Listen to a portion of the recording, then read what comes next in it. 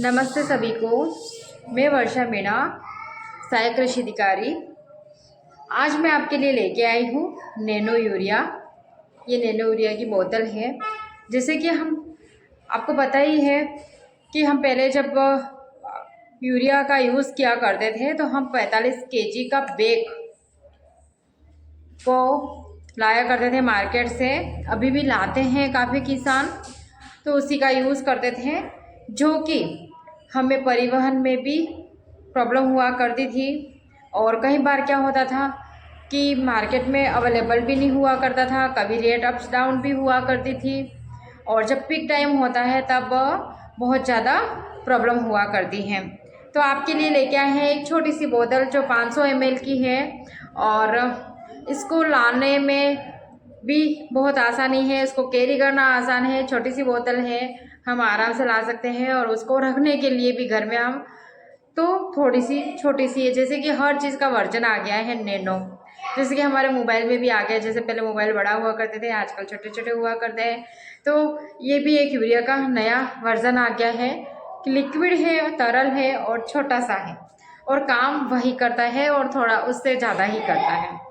तो आइए जाने हम इसके महत्व क्या क्या है, क्यों हम इसका यूज़ करें, उस यूरिया को छोड़ के हम इसका यूज़ क्यों करें।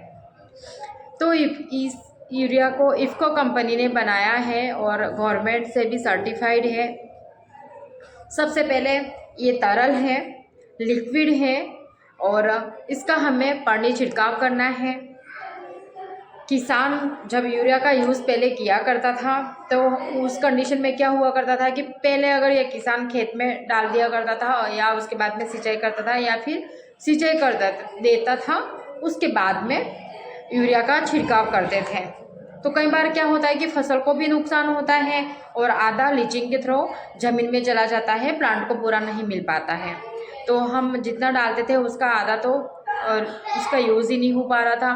फिर क्या होता है कि खेत में बहुत सारे वीड होते हैं, वो भी उस जैसे हम जड़ में जाता है तो उसका यूज़ करके वो भी ज़्यादा ग्रो करने लग जाते थे, वीडिसाइड भी ज़्यादा अच्छे से पनपते थे। तो अब नहीं पनपेंगे क्योंकि हम स्प्रे करेंगे।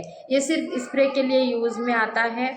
और दूसरा, ये परिवहन और भंडारण दोनों में आसानी है इसके लिए। ये सिंचित असिंचित दोनों एरिया में काम किया जाता है। अब हम जानेंगे कि हम इसका यूज़ कैसे करें।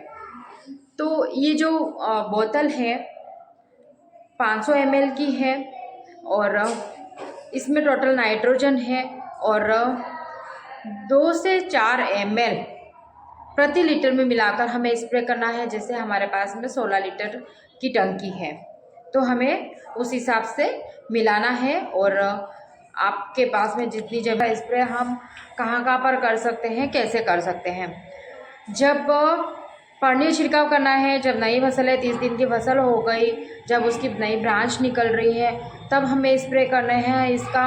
और दूसरा है कि जब फूल या बालियाँ आ रही हैं उससे पहले हम इसका स्प्रे कर लें, तो 2 टाइप से इसका स्प्रे हो जाएगा।